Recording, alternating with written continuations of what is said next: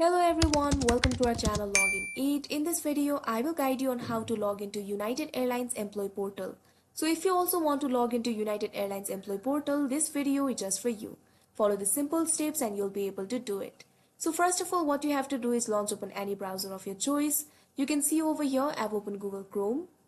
Now click on the search bar and type in signon.ual.com. Press enter. Now you'll be led to this kind of interface.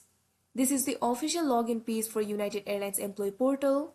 You will have to provide your UID or username and password. Click on the box UID or username. Now provide your UID or username.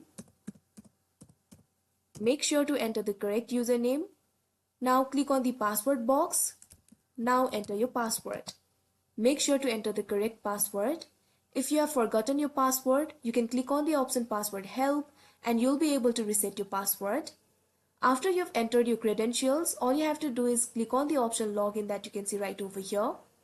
After that, you'll be logged into United Airlines Employee Portal. So that is how you log into United Airlines Employee Portal. I hope you found this video helpful. Thank you for watching. Make sure to like, share and subscribe to our channel.